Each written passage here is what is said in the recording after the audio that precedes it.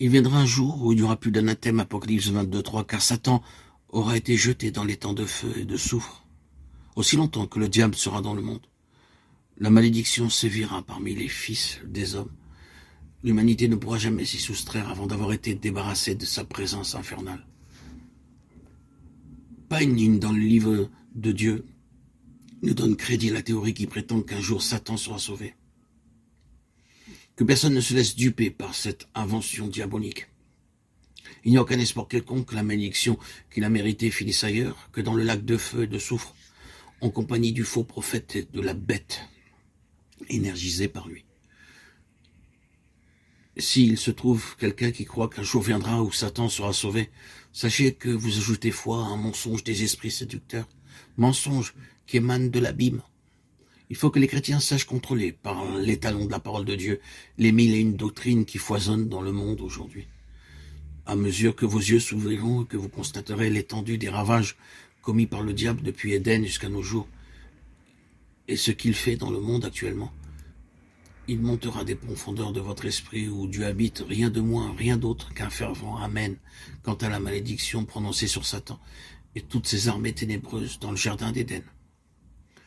Ceux qui connaissent par expérience quelque chose de ce que représentent les attaques des puissances des ténèbres ont en leurs mains une arme puissante dont ils peuvent faire usage contre elle, tout en demeurant à l'abri du sang de Golgotha qu'ils déclarent à l'ennemi. Tu es sous la malédiction de Dieu, car il est écrit, tu seras maudit. Déjà paraît à l'horizon l'accomplissement de cette parole. Le rapproche ou le prince des ténèbres. Le grand dragon, le serpent ancien, appelé le diable et Satan, celui qui séduit toute la terre, sera jeté dans l'abîme. Apocalypse 12:9. Ce qu'il nous faut aujourd'hui, c'est une arme infaillible qui nous assure la victoire, la délivrance. Cette arme, grâce soit rendue à Dieu, est à notre disposition dans l'Évangile. Là, nous trouvons l'assurance que la croix du calvaire nous a franchis de toute malédiction.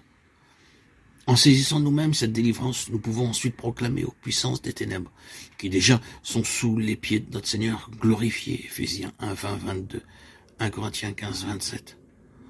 Au nom de Jésus, je dis Amen à la malédiction que Dieu a prononcée sur vous.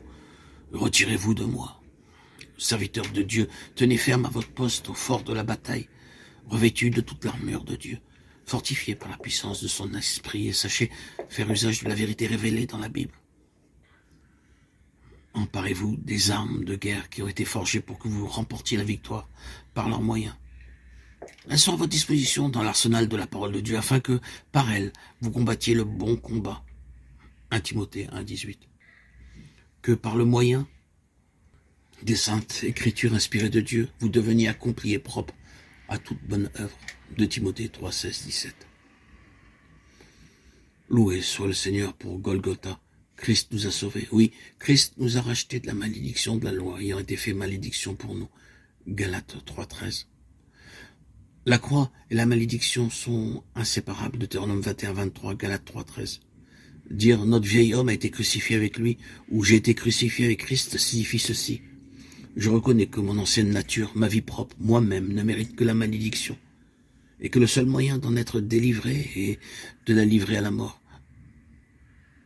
J'accomplis donc volontairement cet acte. J'abandonne à la croix comme une chose perverse et maudite mon vieil homme, ma nature charnelle, ma vie personnelle avec sa volonté propre et toutes ses œuvres. La manière dont agit la foi que nous avons dans le pouvoir de la croix est très simple. Elle nous donne en même temps révélation et délivrance de la malédiction et du pouvoir de la chair.